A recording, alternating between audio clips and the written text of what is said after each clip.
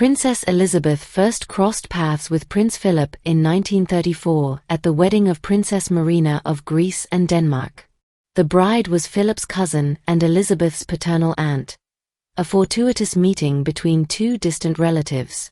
Though both were children, Philip was 13, Elizabeth only 8, this initial encounter set the scene. Their next, more meaningful meeting occurred in July 1939. Elizabeth, now 13, was touring the Britannia Royal Naval College at Dartmouth tucked between her royal duties. Philip, an 18-year-old naval cadet, escorted her around the ship-sprayed decks. She stood quietly by his side, entranced by the tall, charismatic young cadet, later recounting she had never taken her eyes off him the whole time. Margaret Rhodes, Elizabeth's cousin, later said, "Elizabeth was truly in love from the very beginning." From then on, letters flowed between them across wartime Britain and the battlefields. Elizabeth kept snapshots of Philip in uniform beside her bed. He wrote charmingly about his MG car and driving her around London in it, a glimpse of youthful affection amid global turmoil. As Philip served with distinction in the Royal Navy during World War II, Elizabeth remained within Britain's castles and palaces, growing up as war raged. They exchanged numerous loving letters across the chaos. Elizabeth spoke fondly of his speedy MG and adventurous spirit. Philip's letters spoke of having fallen in love completely and unreservedly upon their reunion after the war. Wartime physical separation widened the emotional gap between them, leading them, paradoxically, much closer. When Philip landed home on leave, their meetings were layered with nostalgia, relief, and affection. Elizabeth's governess, Marion Crawford, recounted how Philip's arresting blue eyes and early gallantry captured her completely. After the war, as the world rebuilt, their young love became public. At Lady Patricia Mountbatten's wedding in October 1946, they were photographed sharing looks that ignited rumors of romance. Philip, mindful of expectations, renounced his Greek and Danish titles, embarked on British citizenship, adopted the surname Mountbatten, and was baptized into the Church of England, all moves to reassure court and country. Their engagement was made public on July 9, 1947. Philip designed Elizabeth's ring using diamonds from his mother's tiara, presenting it as a deeply personal gesture. They shared their first public dance at a ball in Edinburgh, a soft waltz in front of cheering Scots. In the darkest mix of austerity and hope, their wedding on November 20, 1947 at Westminster Abbey shimmered as national light. Elizabeth's gown, designed by Norman Hartnell, was stitched using wartime ration coupons, a poignant symbol of hope. Winston Churchill christened it, "a flash of colour on the hard road we travel." Philip received titles, Duke of Edinburgh, Earl of Merioneth, Baron Greenwich, and the honour of Royal Highness, all granted just before the ceremony. The event was watched by 2,000 guests and global radio audiences of around 200 million. The couple honeymooned at Broadlands, Hampshire, Lord Mountbatten's estate, then moved to Malta, where Philip served aboard HMS Chequers. These years were among their happiest: idyllic sunshine, canopy picnics, water skiing, and domestic charm away from London's glare. Elizabeth relished life as a naval wife, engaged in community life, and strengthened her bond with Philip. Their first 2 children were born in this period, Charles in 1948, and in 1950. They lived near Windsor before moving to Clarence House in London and split their time between royal duties and normal family life. On February 6, 1952, King George VI died unexpectedly in Kenya. Elizabeth, aged 25, became queen, and Philip, 30, transitioned from an ambitious naval officer to royal consort. This marked a monumental change. He halted his naval career to devote himself entirely to the monarchy, a life of support, adaptation, and sacrifice. Philip embraced his new duties. He chaired the Coronation Commission, becoming the first royal to fly by helicopter to military exercises, and accompanied Elizabeth on the global 1953-54 Commonwealth tour, establishing himself as the royal family's exuberant, pioneering figure. Their marriage was rooted in mutual respect, affection, and a shared sense of humor. Biographers highlight how Philip's dry wit kept her smiling throughout their 73 years together. He frequently cracked jokes, even self-deprecating ones, while she often laughed, delight lighting up her face. An aide once reflected, "Prince Philip is the only man in the world who treats the Queen simply as another human being." This genuine, informal rapport strengthened their bond in public duties and private life. In 1997, marking their golden wedding, Elizabeth praised him, "He has been my strength and stay all these years." Again, on her Diamond Jubilee, she reaffirmed that he was a constant strength and guide. Philip echoed this sentiment himself, calling tolerance the essential secret of their long, happy marriage. Even royal marriages have flare-ups. On a 1954 Australia tour, Philip sprinted from a chalet with tennis gear. Elizabeth chased after him, smirking yet authoritative, to calm his playful mischief. Photographers witnessed the moment. She later apologized graciously. These glimpses of squabbles and reconciliations revealed a real, affectionate bond behind public decorum. Philip's creation of the Duke of Edinburgh's award in 1956 embodied their joint values of duty and youth empowerment. As his public appearances declined, she continued her role supported by other family members, but his influence remained. Even following his 2017 retirement, the nation recognized his enduring impact. Their final years, shared under the nickname HMS Bubble, during the COVID lockdown at Windsor 2020, reflected intertwining personal and public narratives until Philip's passing in April 2021, after 73 years of marriage. Elizabeth paid her final tribute. She never looked at anyone else. Philip died on April 9, 2021. Elizabeth followed on September 8, 2022, joining him at Windsor's King George VI Memorial Chapel. Their union, woven from devotion, duty, humor, and affection, spanned over 3/4 of a century. A love story etched into royal history. From early on, Philip's dry wit became the cornerstone of their bond. Giles Brandreth once noted that Philip always made her laugh, defying courtiers who warned Elizabeth he was too funny. A photographer later described how, during one royal walkabout, Philip lifted a child over a barrier and gave her flowers, then shared a look with the Queen that said everything, something special. Observers repeatedly saw Philip stepping behind the Queen during engagements, not out of deference, but out of devotion. He'd passionately shake hands so she could speak, staying in the background but never overshadowed. In his 90s, Philip revealed one key to their happiness: spend enough time apart, and make sure you don't have all the same interests. He lived apart at times, and they each pursued personal passions, yet returned to each other. They maintained connecting, but separate bedrooms, a traditional setup that allowed personal space and restful love. Despite public decorum, their marriage had sparks like any other. At Cowdray Park, during a high-speed ride Philip was piloting, a tense Elizabeth finally tensed and drew in breath. Philip barked, "If you do that once more, I shall put you out of the car." She calmly stopped. After all, he'd spoken. And she wasn't meek. Once aboard Britannia, she refused to leave her cabin until his temper improved, an early sign of her quiet strength. Their relationship survived tension too. In 1956, Philip spent 4 months away on a Commonwealth cruise, prompting speculation of a rift. Yet there was no estrangement, only trust and tolerance. Later, amid rumors of infidelity, like paparazzi encounters with actress Pat Kirkwood, Philip's private secretary firmly stated, "Philip has been 100% faithful to the Queen. No ifs, no buts." Philip insisted on speaking his mind, even if it went against protocol. He refused to let palace speechwriters craft all his addresses, and this integrity, though causing occasional gaffes, showed his unwavering authenticity.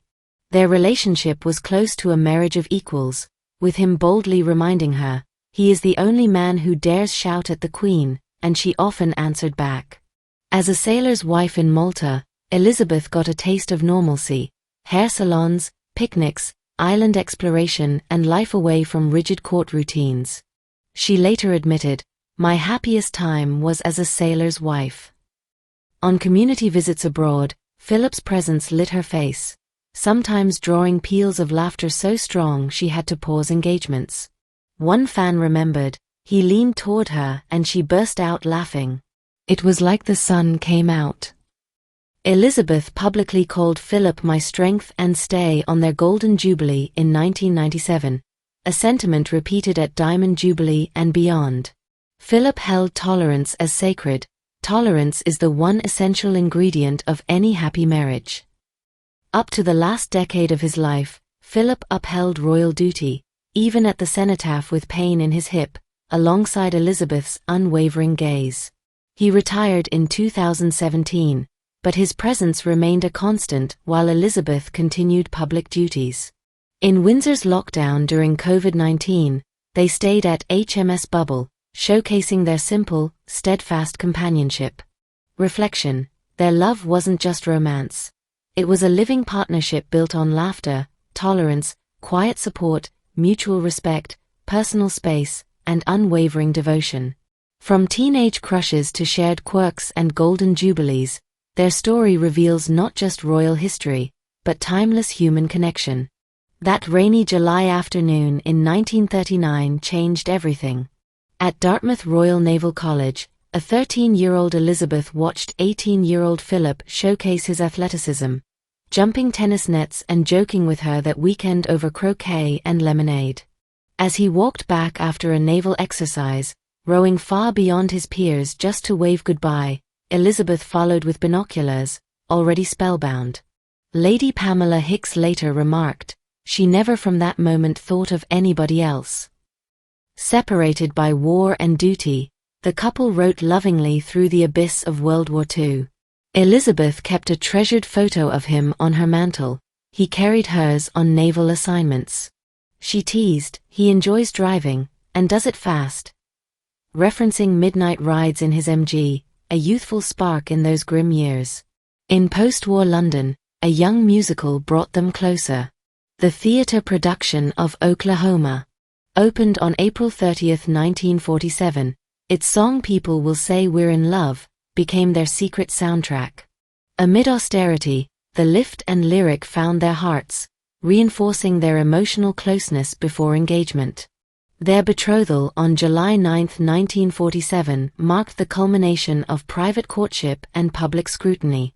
Philip revealed his sweetest side when offering Elizabeth a ring crafted from his mother's tiara diamonds. It spoke of heritage and deep affection.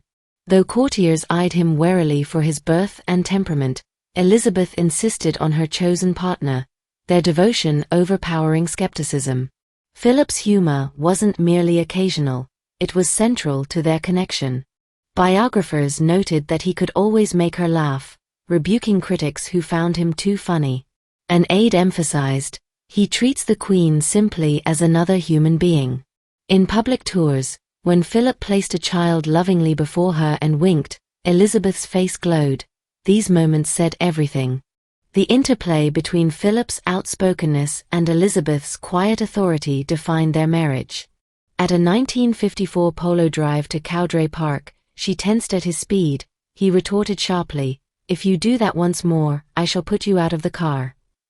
She yielded, but privately told Winston Churchill, "Oh Philip, do shut up," when needed. On a 1954 Australia tour, their playful banter unfolded. Philip raced out of their chalet with tennis gear. Elizabeth scrambled after him, smiling and commanding, an adorable public backstage, then calmly apologized and carried on. Philip often resisted convention, refusing to let palace speechwriters script him, creating gaffes but showing authenticity. To Elizabeth, that authenticity mattered deeply.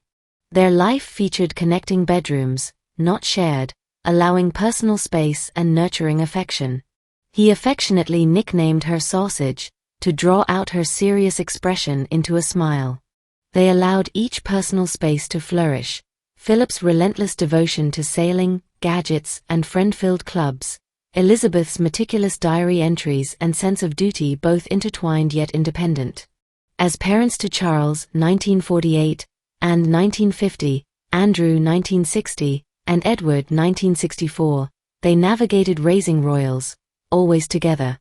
In the 1950s, their daughter Anne described finding her grandparents' strength in the marriage of equals dynamic and ability to support one another through royal challenges. Grandchildren marveled at their closeness, with Prince William highlighting his grandfather's humor bringing sunshine to Elizabeth's formality. On 22 to 23 July 1939, their connection deepened at Dartmouth. After playing trains and sharing lemonade, Philip invited 13-year-old Elizabeth to the tennis courts, leaping nets with charm and grace, an athletic showstopper. When the royal yacht departed, Philip rowed ahead to wave her goodbye, braving a gale as Elizabeth watched through binoculars, spellbound by his daring spirit. During World War II, they exchanged heartfelt letters and photographs. Elizabeth kept a portrait of Philip in uniform by her bedside. He carried one of her wherever he sailed. She teased in letters about his fast MG driving, small, intimate reminders of wartime romance. In post-war London, the musical Oklahoma became their unofficial anthem. The song "People Will Say We're in Love" echoed their secret infatuation and hopeful bond. At their engagement announcement, Philip gifted Elizabeth a ring fashioned from his mother's tiara diamonds, symbolic and personal. Despite court hesitation, she stood firm in her choice, ignoring whispers and embracing their shared future. Their marriage thrived on shared wit. Peter Stanford noted their shared sense of humor. It has been their enduring ability to laugh at the same things. Philip often performed little pranks, like using false teeth in corridors to crack up the Queen and their children. On their 1957 recording of the Christmas broadcast, a smile-inducing prompt from Philip to lighten her was just what she needed. Philip's humor occasionally crossed lines.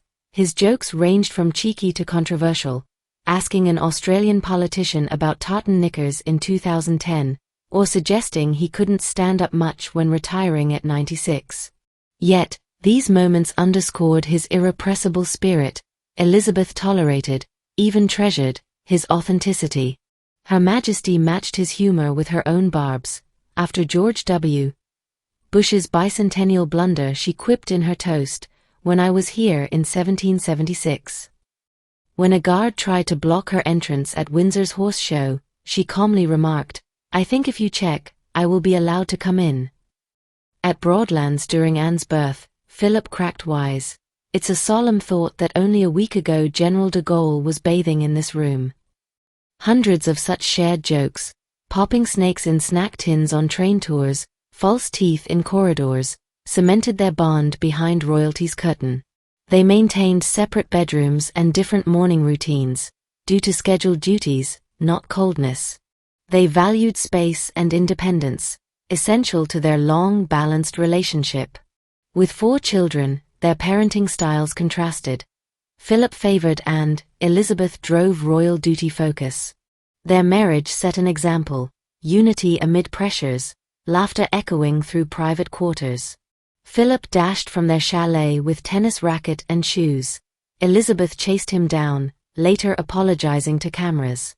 "I'm sorry for that little interlude. As you know, it happens in every marriage." Another time on Britannia, she refused to leave until his mood lifted, an early sign of her quiet authority. Royal photographer Arthur Edwards captured a final telling moment at the cenotaph. Though Philip was in pain, he remained stoic and present. To him, being there was his duty, and Elizabeth stayed close, watching with devotion. Their public performances were underpinned by unwavering private loyalty. Philip often suggested time apart. The couple spent distinct seasons apart. He at Sandringham's Wood Farm, she at main residences. Wood Farm offered them solitude, no staff uniforms, home-cooked meals and domestic chores, unlike palace life. They bonded over sport and nature, horse racing, shooting, picnicking in the Highlands, yet retained separate lives, Philip with sailing and clubs, Elizabeth with horses and stud and her pepper grinder collection. Philip's dry wit, nicknaming her sausage, staging pranks like false teeth in corridors, was their secret glue. She'd face him, unsmiling, until he softened her. They often communicated through shared glances. He'd lift children at engagements, then flash her a silent, intimate signal, something special. Philip gave up his naval career, naturalized as British, and accepted a secondary role, walking behind his wife in public, but he remained candid and unfiltered, often bucking royal protocol. He later admitted the choir of compromise had ended his naval identity, but he tried to make the best of it. Despite swirling rumors, like alleged flings with actresses, e.g. Pat Kirkwood in 1948, Philip denied any infidelity. Staff called him 100% faithful to the Queen, no ifs, no buts. Elizabeth stood by him through controversy, her tolerance a testament to deep loyalty. In their later years, even daily phone calls sustained their bond. When Philip retired in 2017, Elizabeth warmly acknowledged that, though he'd stepped back from public duties, his unique sense of humor will remain as strong as ever. Their final public images, smiling at anniversary cards, standing together at ceremonies, echoed the love they shared from that July 1939 day. A courtier confirmed, even after decades, the Queen's face lights up when Philip enters a room. Beyond official duties, Elizabeth loved horse racing, even carrying cash to place bets through an equerry. In 2013 her filly Estimate won the Ascot Gold Cup, making her the first reigning monarch to do so, and she was delighted by the victory. Philip, meanwhile, preferred cricket, but quietly supported her passion. At Philip's funeral in April 2021, Elizabeth left a handwritten note on his coffin, signed Lilibet, his cherished pet name for her. The note was a final, deeply intimate tribute. Royal photographer Arthur Edwards observed countless unspoken gestures. Philip walking behind Elizabeth to shield her, lifting a child to pass her flowers, leaning in to share a private joke. These moments showed their bond. Even at the cenotaph, Philip braved pain to fulfill duty, Elizabeth watching proudly by his side. Their early correspondence reveals Philip's deep affection. To have fallen in love completely and unreservedly, he wrote in 1946, calling her his only real joy. Elizabeth, in turn, described him as an angel and the best and nicest man in the world in my letters home. Philip often said their secret was space, spend enough time apart, and make sure you don't have all the same interests. Into his 90s, he split time between family and his retreat at Wood Farm on Sandringham Estate, where he painted, read, and sometimes farmed truffles. This independence became a key ingredient of their lifelong closeness. Their mutual humor endured across decades. At major celebrations, Silver, 1972, Golden, 1997, Diamond, 2012, and Platinum, 2017 jubilees, Elizabeth praised Philip as her strength and stay, a constant thread of tribute in her speeches. In private, his pranks, false teeth, secret nicknames, continued to spark laughter in their quiet moments. During the 2020 COVID-19 lockdown, the couple spent uninterrupted time together at Windsor's bubble. Many described it as a second courtship, intimate, tender, full of shared routines after over 70 years of marriage. Philip died on April 9, 2021 at Windsor. Elizabeth outlived him by 18 months and joined him on September 8, 2022. Their final public moments captured their enduring closeness, a handwritten note, a silent presence, a lifetime of shared love.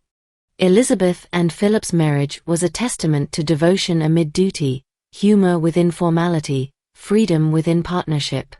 Their union shaped the modern monarchy, instilling stability, resilience, and human warmth across 7 decades.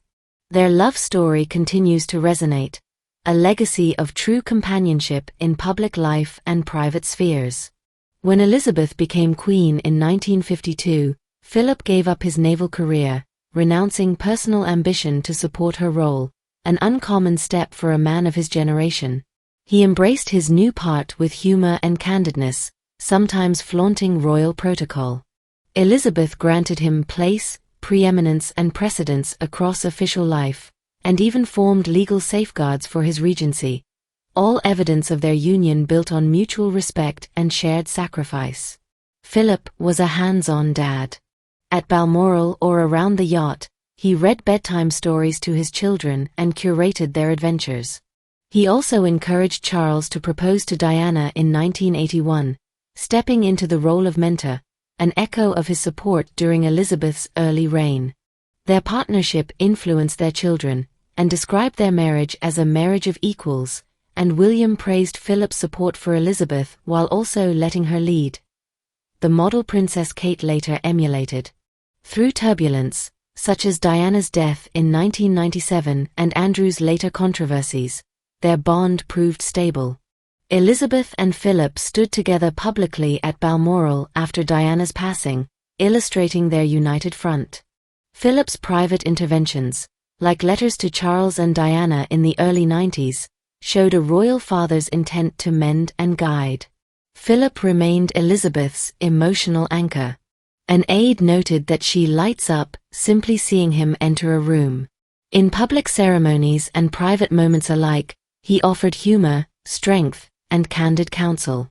At their 60th anniversary in 2007, she called him her strength and stay, echoing decades of devoted partnership. Their dynamic, supportive yet individual, lives on in the present monarchy. Kate and William, Charles and Camilla, even George, Charlotte, and Louis reflect elements of Elizabeth and Philip's balance.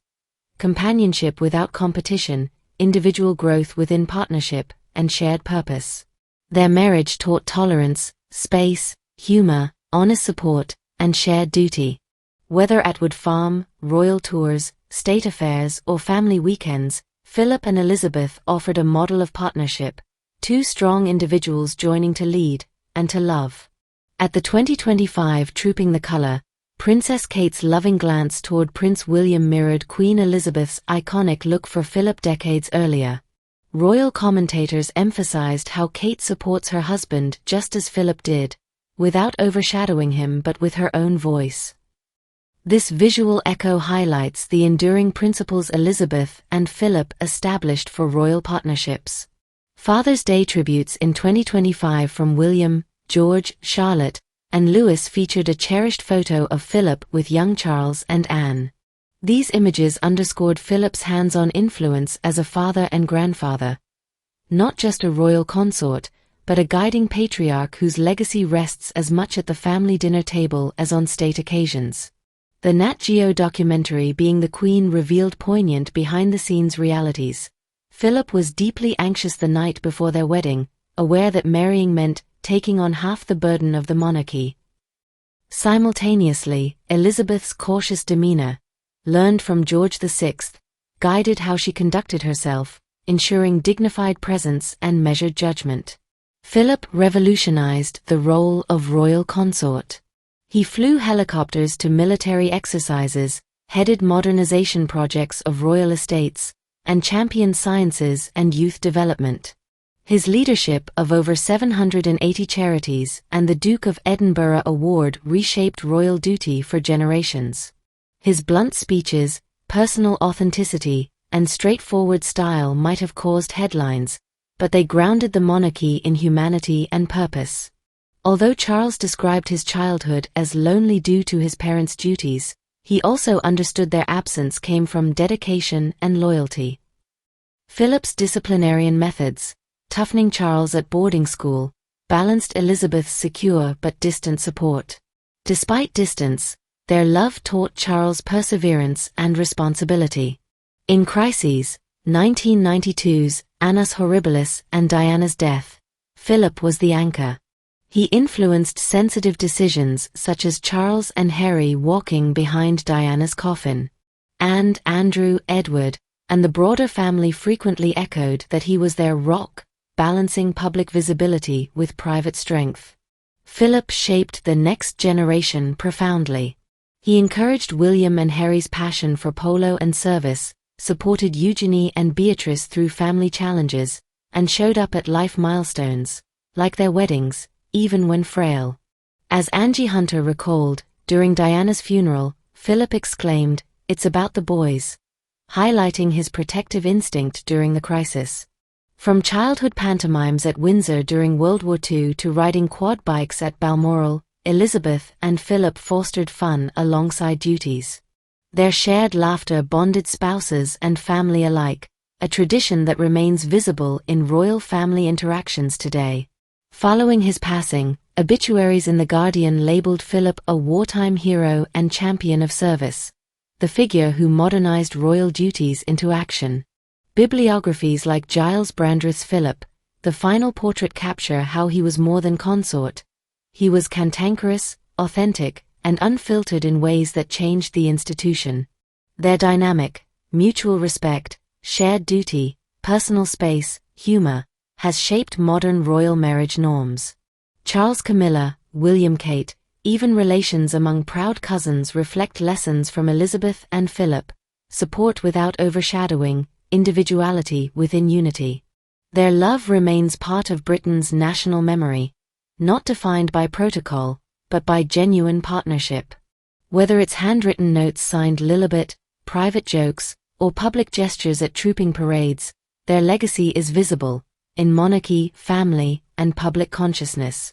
According to accounts, Philip proposed to Elizabeth during a quiet summer at Balmoral Castle.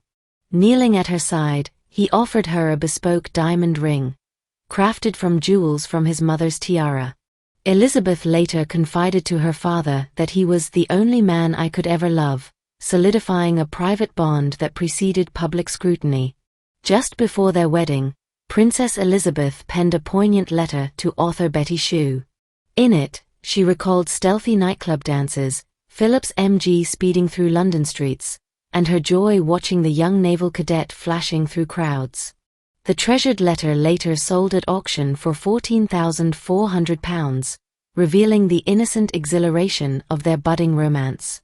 Philip's letters from 1946 showed genuine emotion.